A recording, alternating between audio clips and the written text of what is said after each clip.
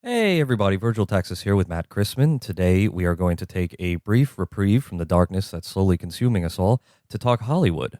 Sitting with us is Mike Reiss, screenwriter, playwright, TV writer, TV producer, published author, known for co-creating The Critic, creating Queer Duck, and best known, of course, for his long-running involvement in the cultural phenomenon, paramount artistic achievement that changed the face of comedy, Homeboys in Outer Space. Mike, what was it like to work with the Flex? He was all right. That was a really nice job at Homeboys in Outer Space. I think it was because we knew we were creating art. It really felt like those homeboys were in outer space. It's fun, this is where we lose the entire audience as I talk for the next half hour about Homeboys You'd be in Outer surprised. That would be a landmark episode for us. Okay. But I mean, it was even at the time I worked there, the show came on the air and no one would believe it, but the LA Times said this is the best new comedy of the year. And that was why I went there. I was helping a friend, but it looked special. And by the time the network and the studio got done with it, it was gone after 17 episodes, at which time it was considered one of the 50 worst shows of all time. And I've just never seen, I don't think it was ever going to be great art, but it was, I've never seen that level of kind of interference with the show before.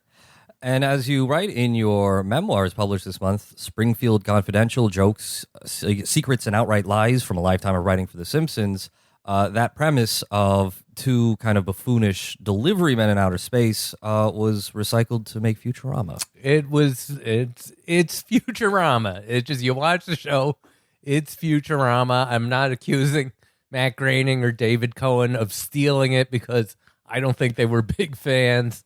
I don't think they were among the 5 or 6 people watching the show. But it is, too. It's impressive that they had found all new writers for this show. It was a guy named Eric Van Lowe created it.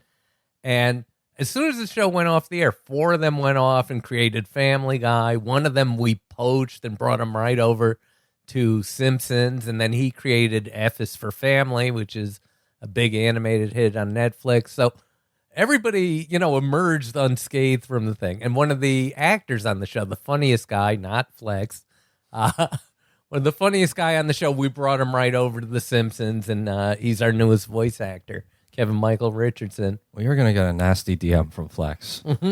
I'm here for it. I'm here for Flex beef. As I said, your memoir has been released this month. And I read it. I finished reading it last night. Mm-hmm. I enjoyed it. There were a lot of spoofs and goofs and gags and gossip. And yeah, my question for you is, what is your ghostwriter secret? I'll tell you how it came about. This guy, Matthew Klickstein, who I'd never met. He'd phoned me. He wrote our book, too. He phoned me. He's the guy. He wrote an oral history of the Nickelodeon network that was actually a bestseller, very well loved. So he called me and he said, Mike, you and me are going to go on the road and we're going to see Mike Reiss's America. That's going to be the book, and there won't be any Simpsons in it at all. And we're here 2 years later. It's all Simpsons. I've never been in a car with the guy. We didn't go anywhere. I wrote the book, too. This is a real kind of writer's vanity. I got to say, he did some great stuff. If you actually did read the book, he interviewed all my coworkers and colleagues and all the way. And these are my people I thought were my friends, but they don't return my calls. But he talked to Judd Apatow and John Lovitz, and we drop it in throughout the book where I'm telling my story, and then John Lovitz gives his version of it. Judd Apatow, he got him to write the introduction. It's basically a Rashomon story with John Lovitz. Yes, it is. John, he was dragged into doing The Critic. He really, really didn't want to do it, and now it's all he wants to do. He really wants to reboot the show. Yeah, that was an interesting part of it. So you and your former partner don't want to do The Critic, and I assume all of Hollywood doesn't want to do it either. And Lovitz is just practically begging in your book to just do The Critic again. And I'll be the first to volunteer. I'll do it. You'll do The Critic. That'll probably, you'll do it. Well, in what sense?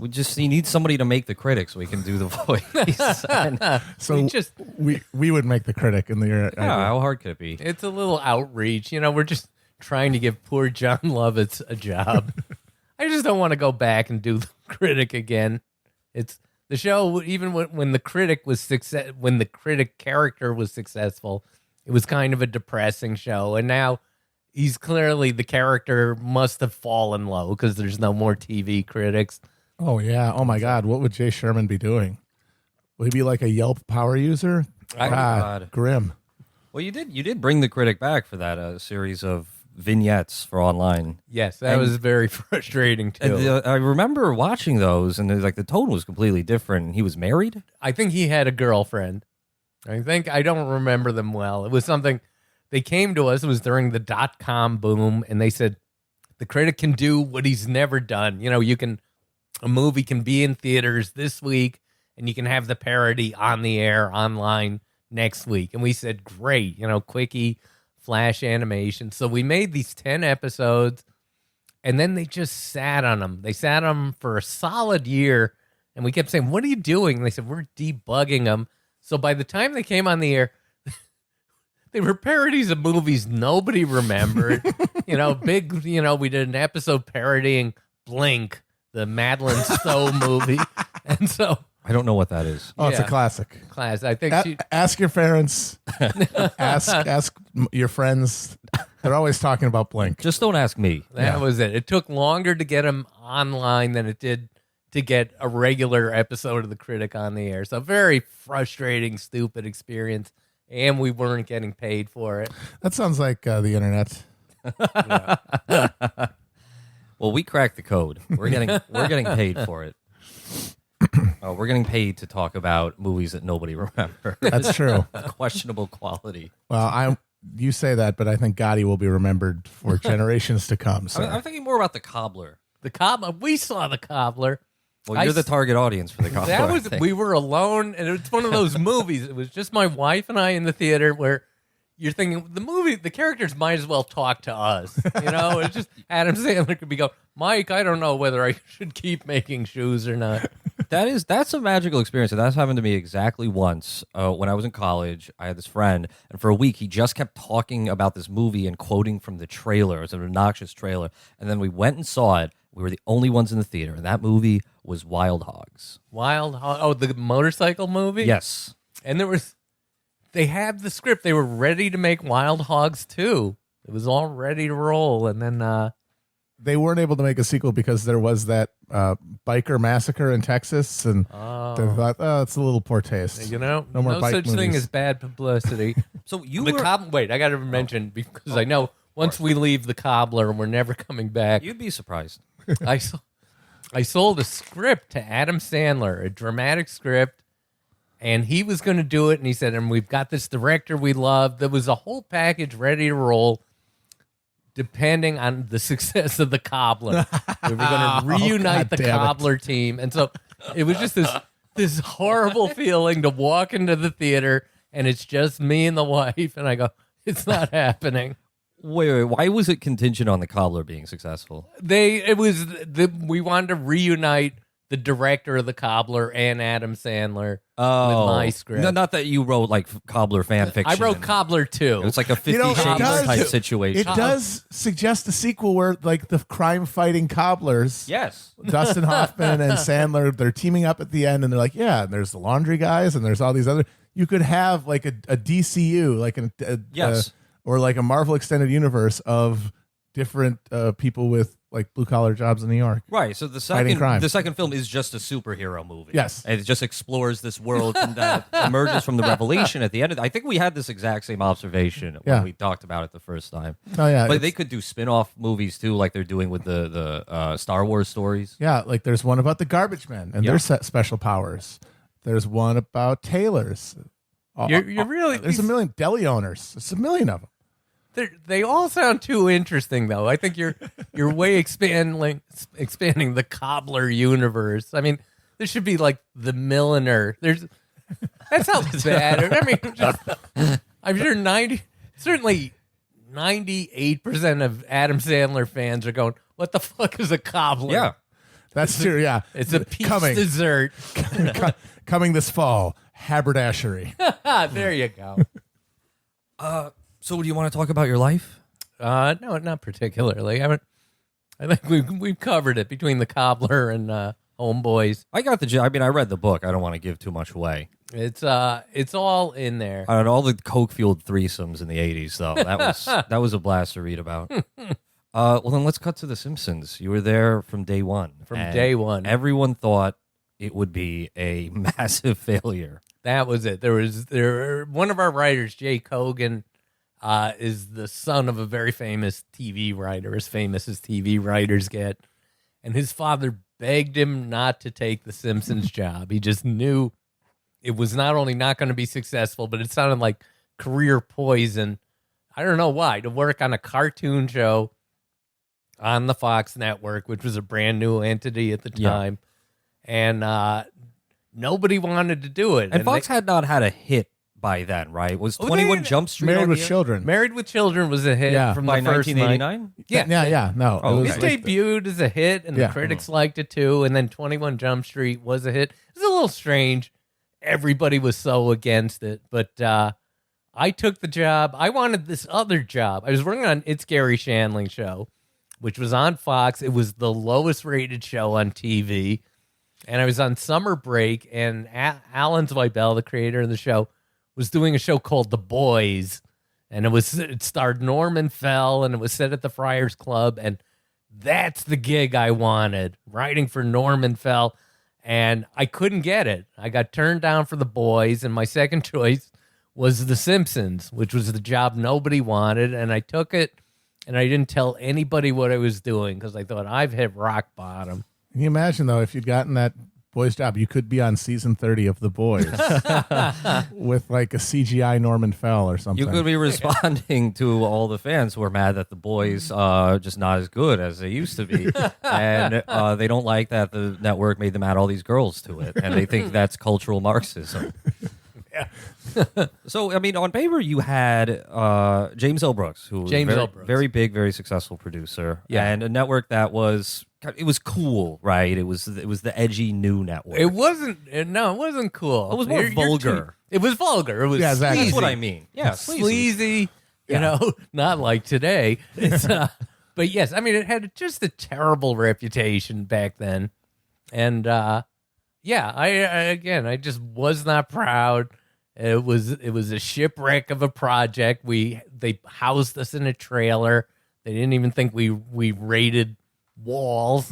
So, but it was fun. And I think if there's a secret to the success of the show, it was we thought nobody was going to watch it. So it was a fun summer job, and we just did whatever we wanted.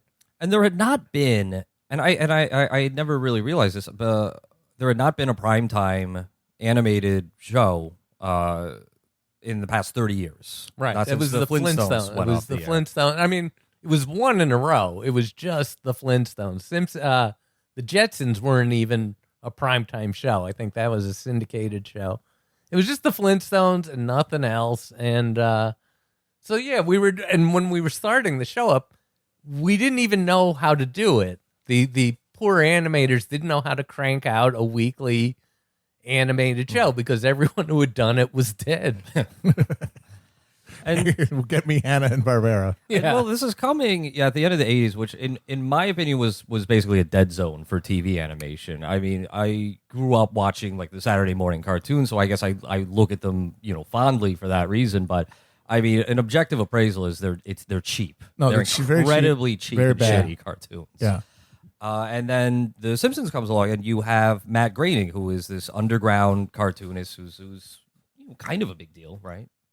Yeah. Life in Hell. Yeah. Yes. Yeah. He was big. I was a fan of his. I'll tell the story real quick. It's in the book, which was he wrote a local cartoon strip, an underground cartoon strip, and it was here in the Village Voice too, about rabbits. They look just like The Simpsons. It was called Life in Hell, and they just had giant ears. And that's why Marge has her tall bouffant. Was his conception at the time was when the show ended, the last episode, Marge would take her hair off and she had giant rabbit ears underneath. And, It seemed like a good idea at the time. They could still do that. Don't count it out. It's I would love possible. That do- would not be canon. We've seen Marge with her hair down multiple times. He had two ideas. The other idea he had was that, and again, he didn't know what the show would turn into. He said Homer is crusty, and you didn't know that. No. If you've seen certain episodes where Krusty's got his makeup on, Yeah. he looks exactly like Homer, and this was Matt's scheme. He said, it'll be a great irony that Bart loves Krusty and hates Homer, and then the big reveal at the end is all these years Krusty has been Homer. Oh my God. That would have been our last episode. Marge is a rabbit. Homer is God, that would have Krusty. blown people's minds. That really would have blown, yeah. But my point in saying that is that Groening's art, that was a very unique thing to bring to television. Like, you hadn't really seen, arguably, like, any interesting or unique animation in decades. Yeah, well, certainly, the Flintstones look good. It's the hardest thing in the world because I've done other animated projects, including The Critic, where to make something where it looks completely different and yet instantly appealing. And that's what The Simpsons are. You just like them. You like them when you see them. The Critic was designed by committee, and it really looks it, and no two characters look the same, and it just never looked right. So, And another thing that you note, and of course the Simpsons premieres, and it was a huge success Instantly. upon premiering. from the first night, yeah. And something that's, kind of unique about it, that was kind of the new trend, is just the Gatling gun of jokes in the Right. show, even in the first season, which was slower objectively than the seasons that emerged in the mid-90s. And nothing had really had that kind of comic brio on television up to that point, except another show that I think you said you worked on, Sledgehammer. Oh, okay. Yes. Right? Did you? I did work on Sledgehammer. Yeah, it didn't move as fast as you may remember, but it was fast and funny, and it did a lot of pop culture jokes. Well, and it was satire aping jokes. that Airplane style, which Exactly, was also yeah. like kind of an early forerunner of Yeah, this. it hit me the other day. Oh, Airplane. That's what changed everything. I like to think it was us. Yeah, let's get those guys.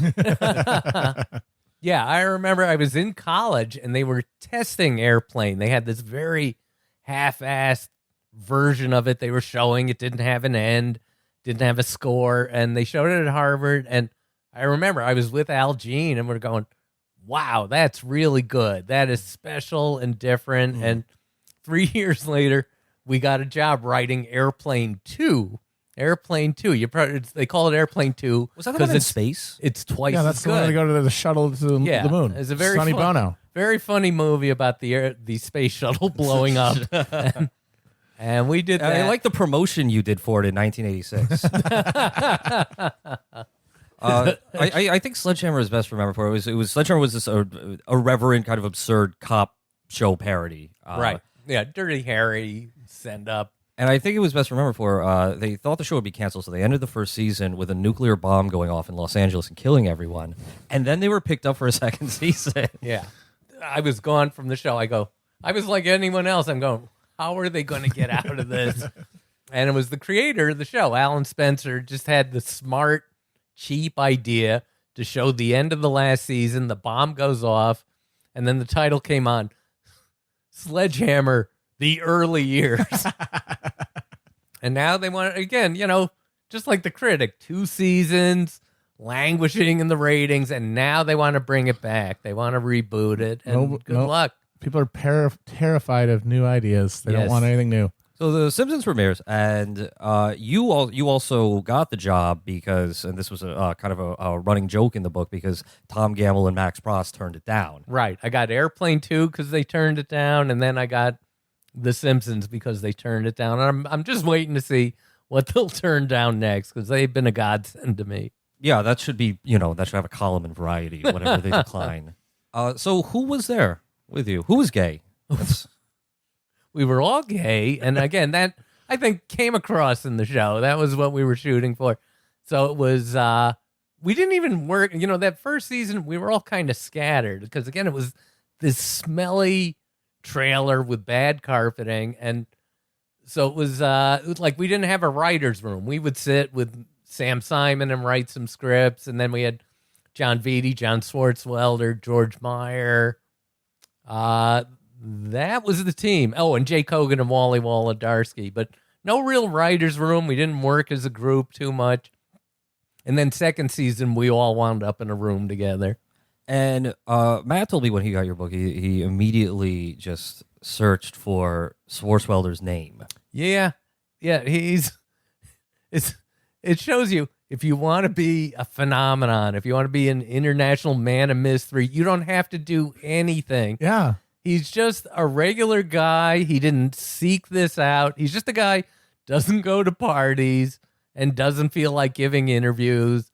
And that's it. And suddenly that's made him J.D. Salinger. He's Banksy, Yeah. you know? And when you meet him, I mean, he wrote really funny scripts. He wrote 59 episodes of The Simpsons, 3 solid seasons of the show.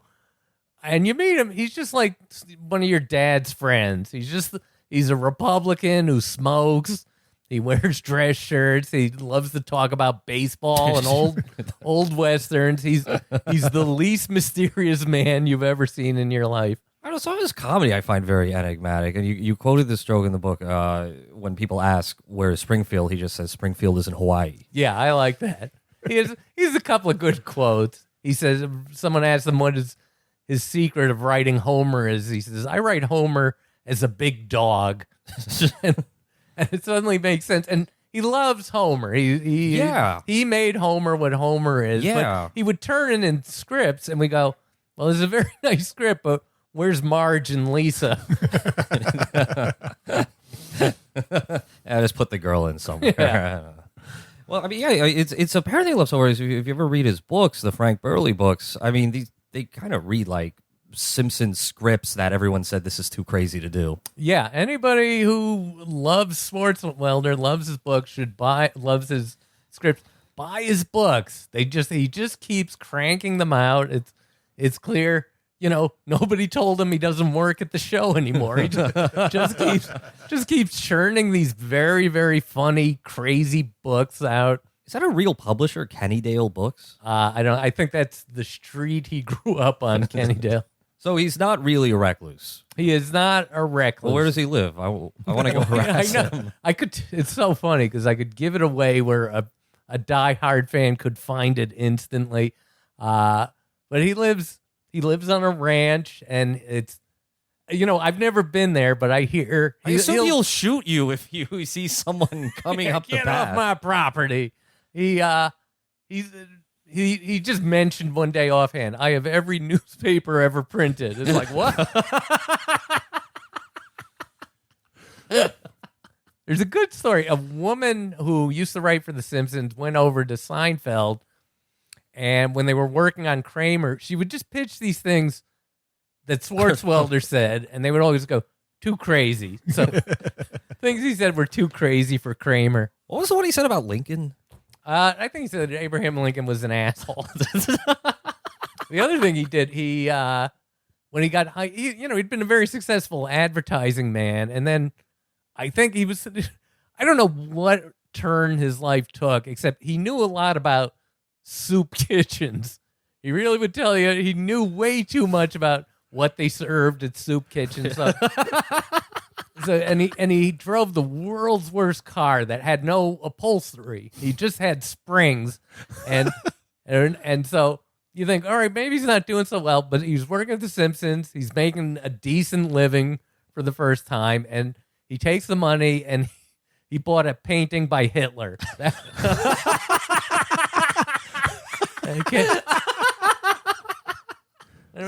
the kind of thing that's funny in the 90s, but today you get the wrong impression of someone. Yeah, I think just purely for the art. It was a little landscape. I remember a watercolor. He comes in with it, and it's like, shouldn't you get car upholstery first?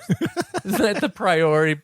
Oh, I found the paragraph in your book. Not all of the craziness was confined to his scripts. Swartzwelder would often make pronouncements like, the best exercise is to run 10 feet as fast as you can and then stop short. Or, Lorne Greene invented rap music. Yes, that was a good one. Again, too crazy for Kramer. So now, the first season was not without controversy, obviously. And the big one that people still discuss to this day, a mystery that you resolved in your book, was why was Smithers black in the first episode? And I always assumed, not the first episode, but I always assumed that it was some kind of like color correction thing. Some kind of production error. No, it was, we knew we should have people of different colors on the show. Even then, that was it. We made Smithers black. Or sort of, he's olive colored. He's green, really. Yeah, it was that's odd. the Simpsons palette, but he was black.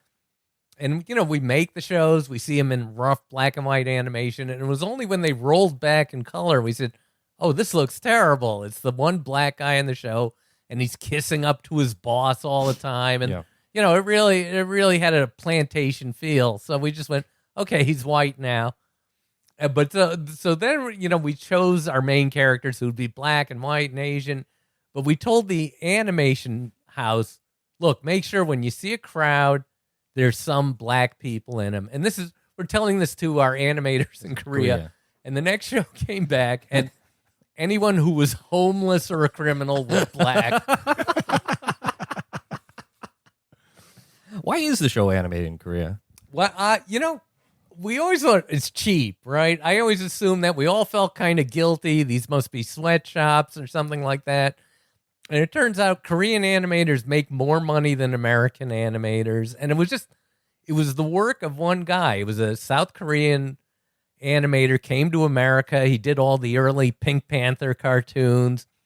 And when he got established, he went back to his home in Seoul and set up these big studios. So it was that's where the good work is done.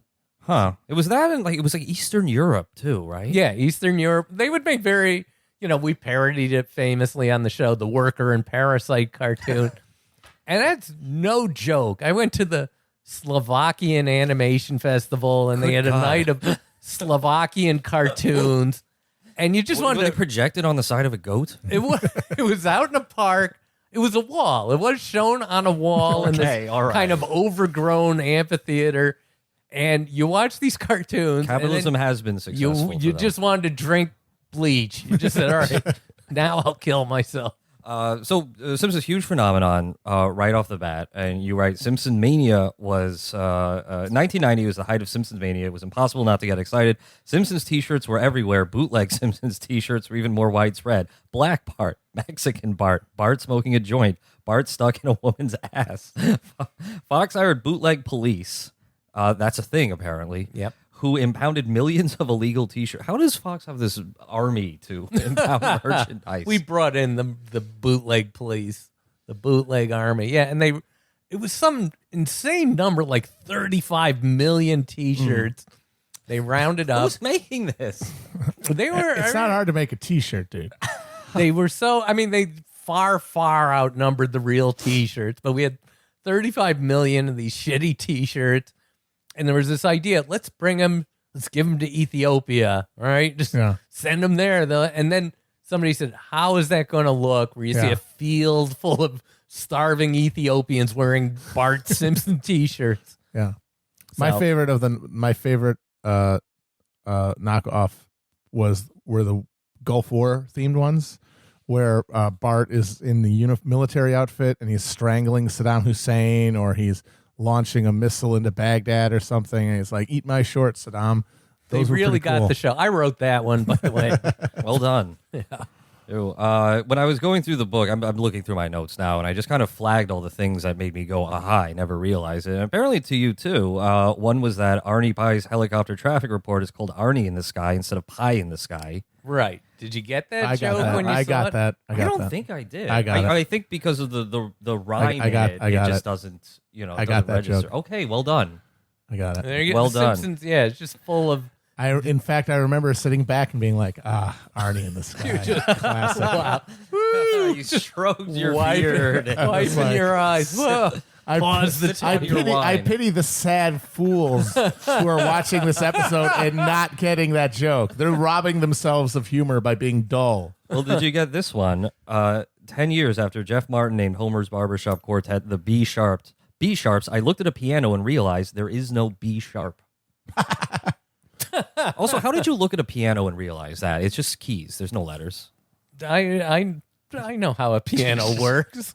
I can do other things. Oh, and one interesting one was the clown bed that Homer makes for Bart. People are really taking a shine to that. Is a real bed. It was My father made that bed. Just to back up, it was just Homer made a clown bed. It was just a bed shaped like a clown's body with a big clown face at the head of it. And he made it for young Bart, like toddler Bart. And it scared the shit out of Bart. And he sat up all night hugging his knees, going, "Can't sleep, clown will eat me." And that became a GIF and a meme and all those things I don't understand. But my father built that bed. He built it, and the face was even more horrifying. And it was good. It was my brother. It was for my little brother, who's an artist. So I said, recreate the bed. And he drew it. It's in the book. You can see my father, a lovely man, terrible carpenter, worst painter. He was the one he drew. So the clown had a big pink nose and nostrils. And it's like anyone who draws a clown knows no nostrils on the clown. And then just these big gaping black eyes, soulless dead eyes on the thing. So we had to saw the head off the bed. It was too scary. So now my brother, for the next 5 years, slept in a clown body with a neck stub. And we didn't throw the head, we just shoved in the back of his closet. So it was like the movie It. You'd open his closet and see this leering clown in the back. That's good for you. That's good as a kid. Builds character. So you take us through the steps of producing an entire Simpsons episode, and it's a lot of steps. 23 steps. 23 steps. I think 2 of those were joke steps, though. Yeah. Wow, that's close reading. I never thought anyone would read this. A lot of people fought their way through it. It's 23 boring steps because everyone asks, how do you make the show? I really want to know. And then it's like, oh, and then we do the 4th rewrite, blah, blah, blah. And they're so zoned out. So I put it all down there, and I thought it'd be really boring. And then I had to read the audio book, and even I'm there, Jesus Christ, how many more steps is this? It was so painful just to read it, but it really shows you it's hard work. Yeah, I mean, I don't know. I guess we'd be blasé about it too because people ask us how we make the show, and it's like, what do you want to hear? We roll out of bed at 4 p.m., we get drunk, and then we find our way to a microphone. I know you do 23 versions of every show. We can make it tighter. This question can be more incisive. Yeah, all of our shows are recorded 9 months in advance. We do a live table read where we play it for other podcasters and friends. They get edited down actually from originally about 4 hours. And then we have to slowly cut down to about an hour to an hour and 20 minutes. You live in New York, but you fly in, once a week? Yes. About 12 years ago, I cut down to a day a week at The Simpsons. I go in every Wednesday, and Wednesday's just like any other day of the week there. And I hated L.A. I hated it every year, the 26 years I lived there. So my wife said, well, let's get out of here. The Simpsons won't run forever. And so, and she said, she noticed I complained the least in New York. So we moved to New York, and that's it. For the past 12 years, I fly to L.A. Tuesday night. I work Wednesday, and I fly out on a red-eye Wednesday night.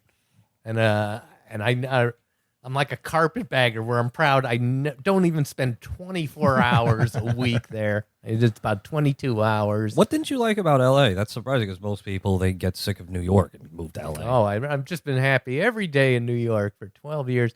L.A. just sucks. I mean, I can be boring about it. Oh, the traffic. It's terrible traffic and spread out. And that's all you need. It's just anything you want to do is this time suck. Yeah. You get there, you're in a bad mood. Maybe you'll have a good time. Then you got to get back in the car. There's traffic at 2 a.m. You'll hit a traffic jam at 2 a.m. You go, what the hell is this? And then on top of it, it's just not that great anyhow. It's ugly to look at. The museums are terrible. The restaurants aren't that good. I think show business and entertainment would be better if the business was set anywhere but L.A. If it was in Albuquerque or somewhere, or Columbus. Well, you know who you can blame for it? Thomas Edison. Yes, I know. I blame him for a lot of things. Wait, what? Well, he had a patent on early film technology. And the original movie studios were all in New York. In They Jersey, would right? In Jersey, and they would shoot in lots in Jersey or in like streets in New York. But they were always getting hassled by Edison's goons. He would literally send goon squads to like knock over their shit and try to extort money out of them for using his technology.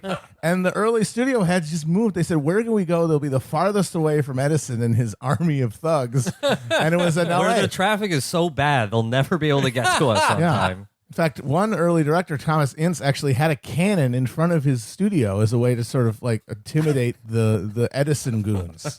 Wow. This is all to make films that are called like Man Washing a Horse. Yes. very ironic for Thomas Ince, wasn't that? His cannon didn't save his life. It did not, from William Randolph Hearst. Back to the show. Old Hollywood. Back to the show. That was a great anecdote. He directed in our first season. That's how old the show is. Let me tell you a story, though. Speaking of old Hollywood, we work at Simpsons at the Fox. At the Fox. We work at the Fox. We work at Fox in the new Writers Building, and they call it the new Writers Building because it was built in 1932. And it's old. And one day we work on the second floor. Al Jean is leaning against the balcony, and it just gave way. The whole thing fell, just this giant chunk of wood. He could have been killed.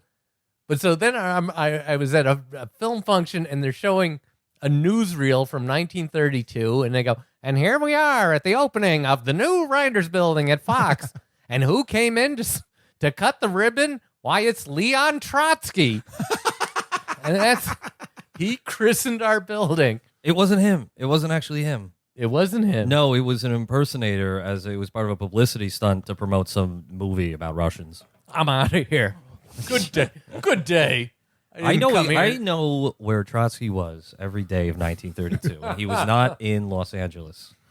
He was busy conniving against the Bolshevik Revolution. It wasn't Trotsky. He was busy running his international campaign of sabotage. He was sawing away at the balcony. Someday Al Jean will be here. He's like Boris Badenov. But so, in your book talking about The Simpsons, you touch on that hot button issue of what's the problem with Apu? Oh, yeah. And apparently he wasn't originally, he wasn't to be an Indian person, an Indian American.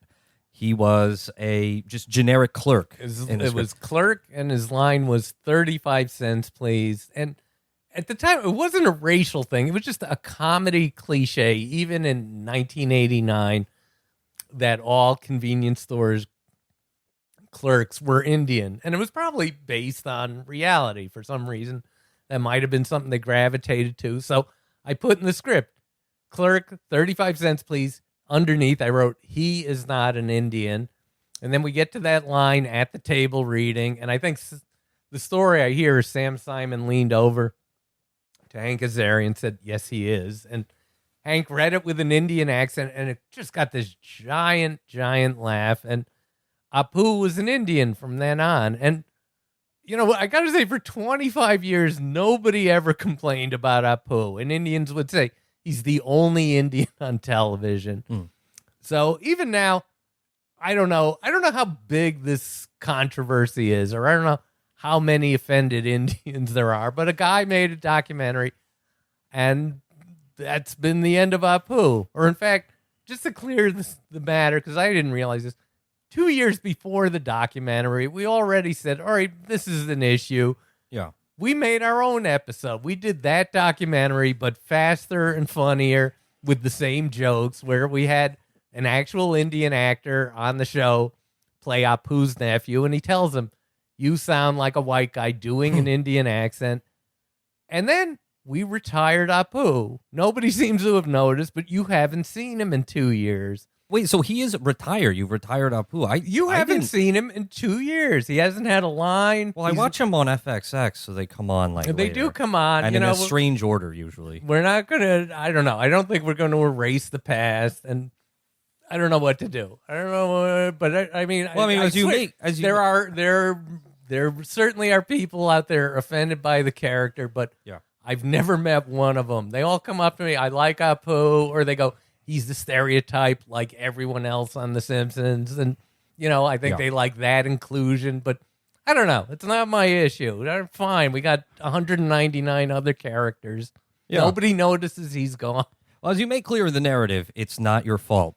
Yeah, I guess so. Another thing about that is I never understood the premise of the Bumblebee Man until I visited LA and I turned on the television and I see one of the Spanish language shows, and it's just this fat man in a diaper, and he's got like sauces spilled all over him.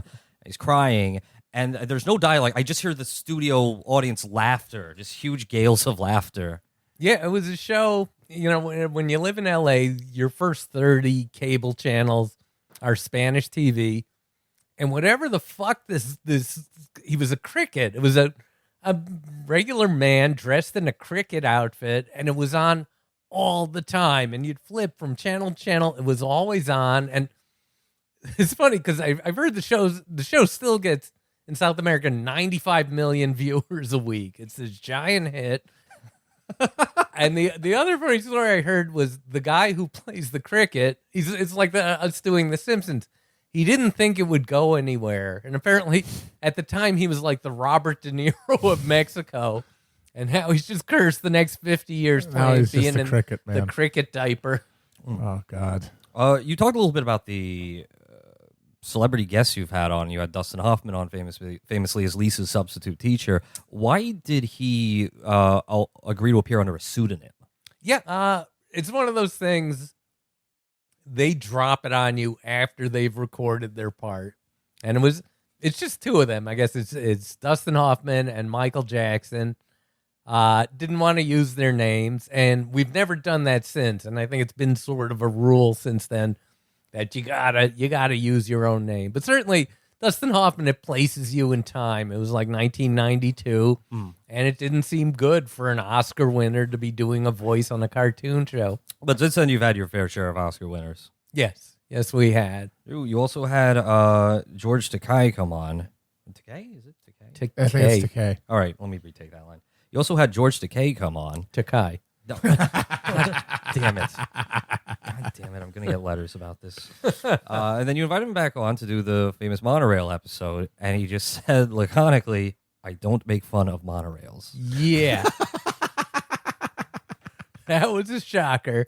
He worked on, I think, the San Francisco Mass Transit Board and just thought this would hurt monorails this episode. So we didn't get, and Takei had already been on the show, and he was fun, and so we wanted him back. And so we had to settle for our second choice, which was Leonard Nimoy, and he came on the show.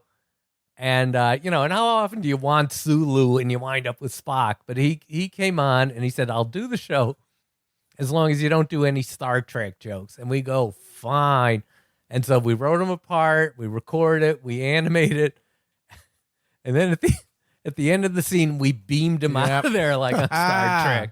We fucked Mr. Spock. Take that, Nimoy. Yeah, thanks for doing our show for $400. And then he did come back. He did. He came back in our Springfield Files. Yes. X-Files crossover.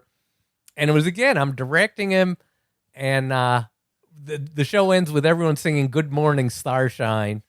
And, of course, Leonard Nimoy is famous for making a horse's ass of himself singing the Ballad of Bilbo Baggins. Yes. If you grew up in that era, I mean, it was just sort of, oh, okay.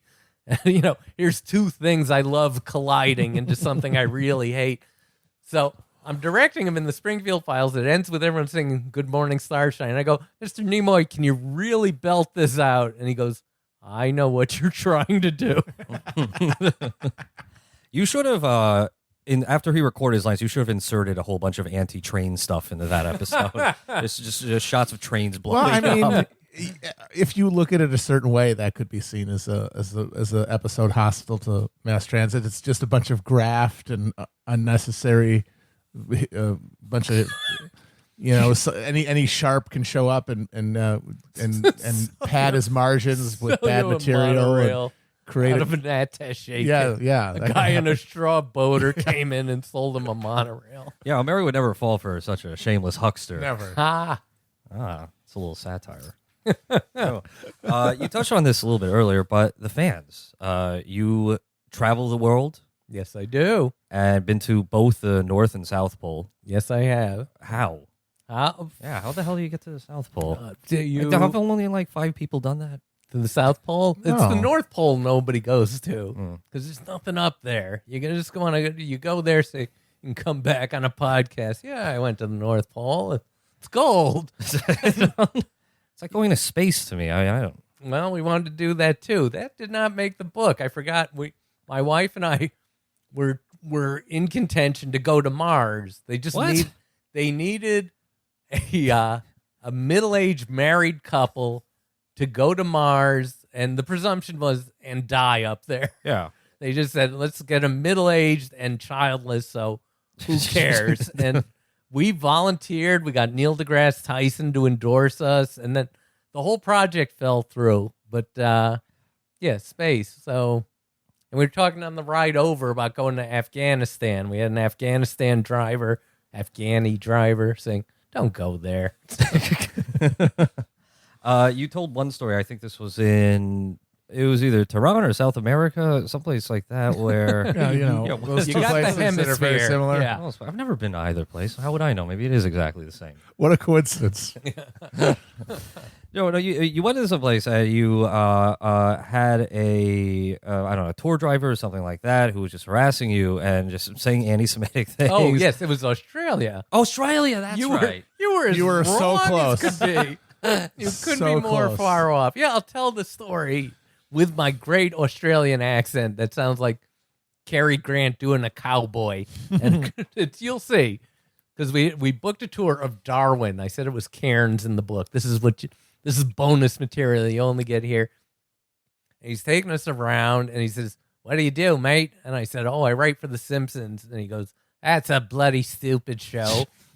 And I said, gee, everyone in Australia loves the show. He goes, yeah, my daughter loves it. Every time she quotes your show, I got to smack her in the face. Jesus Christ. I said, this is your daughter with leukemia you were talking about? He goes, yeah, that's the one. He says, I hate how you people make fun of religion on your show. And I said, well, that's funny because 2 weeks ago, we were just endorsed by Pope Benedict. He goes, well, he's a bloody stupid wanker, ain't he? And then he shows us the waterfront in Darwin, and he goes, there's the waterfront. It's built by the Jews. They got no taste whatsoever. And I said, well, I'm Jewish. And he taps me on the nose and goes, oh, I can tell, mate. Nothing gets past this guy. Yeah. So at the end, the tour ends, and I'm going, how much do you tip the anti-Semitic child beater? Well, you got to tip big or else. Yeah. And so as I'm leaving, he goes, you mind if I get an autographed script from my daughter? And I go, no, it'd be my pleasure. And he goes, and one for me, too. I read that and I just thought of our own fans immediately because that's roughly those are our interactions with them. They inveigh against us constantly, explain how we're doing our jobs incorrectly, and then they say, "Yeah, where's the next episode? I want to listen to it." I don't get it. Yeah, I don't get it. It's the Simpsons fan sites. None of us can bear to look at them because they're so mean. And Al Jean, who's run the show for 20 years, will just wade through all this bile every week just in case there's a nugget of helpful feedback, and they're the ones who told us, oh, Homer's getting too mean, Homer's getting too stupid, and Al absorbs that, even though the previous 100 comments are Al Jean should die. There was 1 week he was in a car wreck on the way to the office, Oh my and God. he just typed, I think, he tweeted, oh, I was in a car wreck. I made it to work in time. And someone wrote, I wish you had died. And people would come up to you and they at like conventions and such. They would say very nice things about you in the show, and they would say, "Oh yeah, by the way, I'm Al Jean should die 67 Yeah, on this that's website." those guys. Yeah, I'm the guy who bitches about your show every single week. But you do touch on the big criticism, which is that the show's not as good anymore. Yeah. And I thought that the point you made was pretty good. That look, I mean, the show's been on for like 30 years. If at a certain point you do so much with the original premise that the show has you have two paths you can take. One is to become boring like MASH did, or to become zany like Seinfeld did, and you obviously pick zany. We pick zany. We try to be boring when we can. I mean, whenever anyone comes in with a real life kind of grounded story we haven't touched on, it's like, wow, great, let's do it, but we got to make shows. And so the show at least gets weirder and faster and funnier, we hope. Even it can't be fresh. It can't be new. We can't get away with a story like Lisa is sad anymore. Everybody in the Simpsons family has been to jail. Some of them multiple times. Even the baby, they've all, whatever the baby is called, they've all been to jail. We're out of those, grounded, normal stories, but we'll keep going. We'll keep going. People can stop watching when they get tired of it. But because nobody wants the show to end. I mean, like in the room, you don't want the show to end. We don't want to have a blast doing it. It is really fun. I really enjoy. That's why I fly across country. I really love the job. I'm happy going into work. We get along. The whole crew gets along. I mean, the book. If you buy, and you must buy my book. Buy the book. There's some scandal on page 30, and then there's another scandal on page 220, and that's it. Nothing bad has happened there. The drama never stops in this book. But it's not the money. You wrote in the book, I don't know how facetious you were, that you are entitled to 1% of the profits of the show. Correct. And because of some accounting sleight of hand, you are entitled to nothing. I have 1% of the Simpsons profits, and God bless them, I get a quarterly statement. Show is still not in profit. They lose a little on every T-shirt. It's no joke. All that merchandise, 30 years, syndication, everything, theme parks, beer. Now they make beer. We're so close to meth, and we make all that stuff. And every 3 months I get a statement. We are 150 million in the red. They're just doing it for the love of it. That's it. It is a charity. We are Greenpeace, and I take it to an accountant or to a lawyer to look at it. And one guy finally told me, maybe your grandchildren will see something. So, I'm 58 years old. I got to start having children so they can have kids to get some of this Simpsons money. But you did take a break from the show, and you and Al Jean went off and made The Critic. We made The Critic. A show that is, fondly remembered for being as funny as The Simpsons and as smart as The Simpsons. Oh, that's nice. Well, that's great. Yeah. I'll tell you one more thing. The motivation of this book, me and Clickstein are shopping it around, and he said, we got to write about The Critic. And I said, I'm not really a fan of The Critic. And I'm not. It failed so much, and it's funny, but I wanted it to be more like The Simpsons, be heartfelt and cleverly plotted, and it's just jokes. So I tell Clickstein, and I said, I'm not really a fan of The Critic. And he goes, that's our angle. And he ran to the publisher. He doesn't like The Critic. And we go, and they lit up too. I guess they've never heard a show creator not love his own show. That was going to be the whole angle. My angry picture on the cover, hating The Critic. That's interesting that you said you wanted it to be more heartfelt, because one of the reasons you point to for The Critic's failure is just the interference from the networks, which The Simpsons were immune to because of James L. Brooks made a deal with Fox and said, just let us do what we want. I want it in print. Right. And they did. They did. No notes whatsoever. But in The Critic, you took notes. You had to suck up to studio heads of 2 different studios. Right. It was just sort of built into the show. It was not a warm... Normally, those people are the ones saying, too many jokes, make it more heartfelt. Yeah, they were fine. When we were on ABC, they couldn't, they didn't want to do the show. They knew it would be trouble, but Jim Brooks had a deal.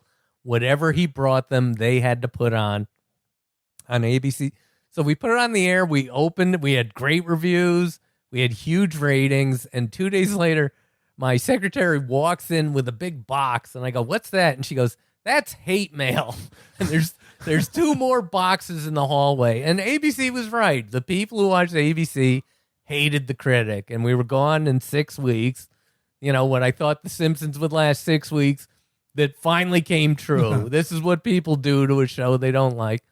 and we were off the air. And then we went to Fox the next year, where we were a hit. We were a big hit following The Simpsons. Yeah. But the new president of Fox just hated the show, and he'd call me every week. I hated this week.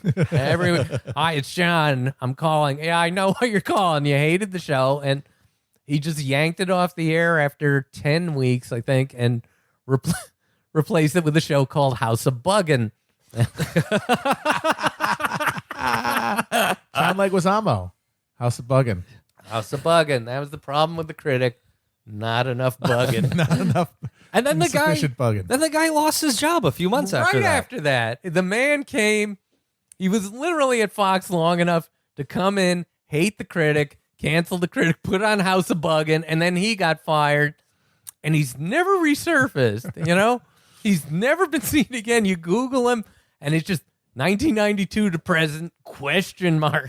He's living in the House of Buggin'. The fall of the House of Buggin'.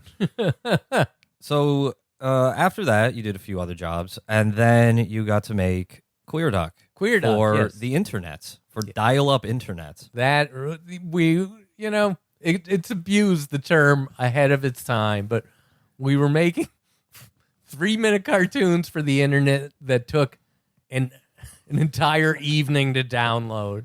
And people would tell me, oh, yeah, I just set the internet going. I set the download before I go to bed. And when I wake up in the morning, there's half your 3-minute cartoon. And a few months after that was the .com crash and a small recession that took place in the early 2000s. That was it. It was Queer Duck was on. It was very popular. It broke the dial-up internet when it came on. It was so popular. And it's still the thing I'm proudest of. You can see them all on YouTube. But Queer Duck was about a gay duck and gay cartoon characters. And I had just read an article that there were, and this is 2000, there were no gay characters anywhere on TV. It was after Ellen's off the air? Yeah, it was pre-Ellen. Really? I thought Ellen was 90s. They might have, that was straight Ellen. There was a straight Ellen. But she came out on the show. I'm telling you, I was first. I'm telling you. Okay. I was the first one with this thing.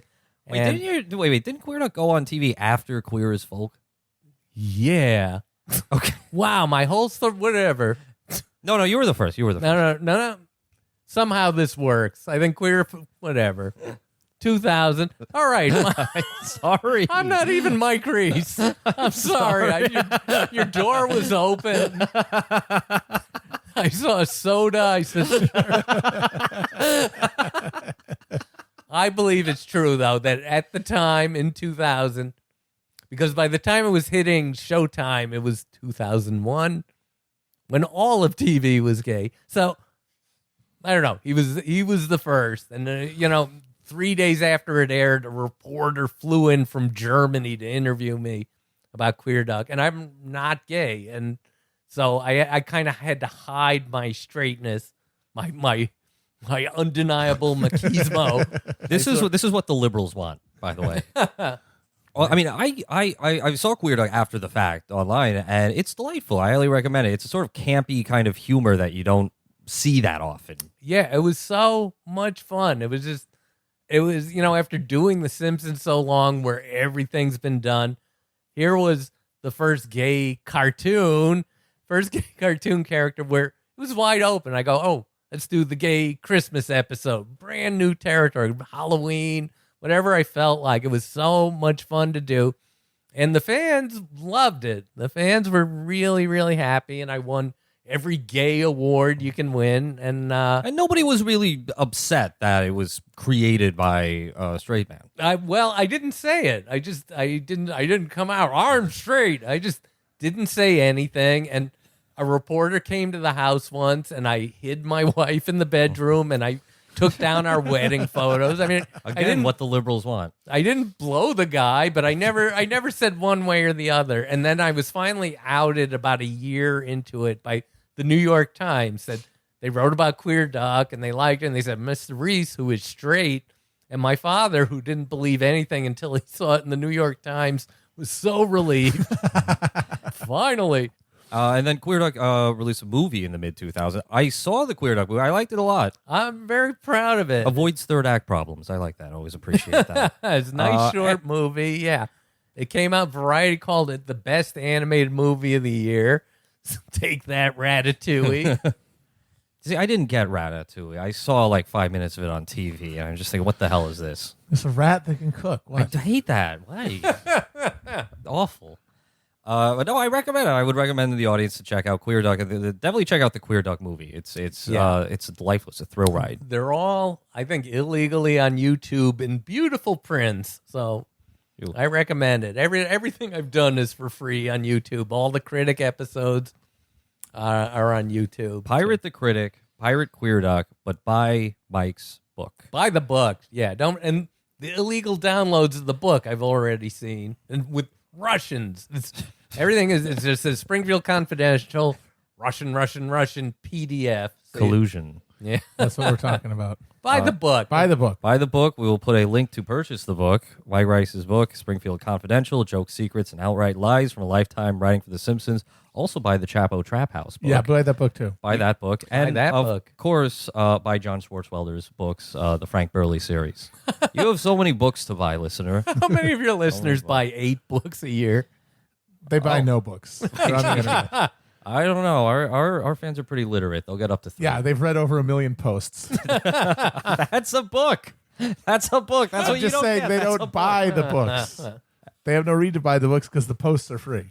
You can also find Mike on Twitter. What's your Twitter at? My Twitter is at Mike Reiss Writer.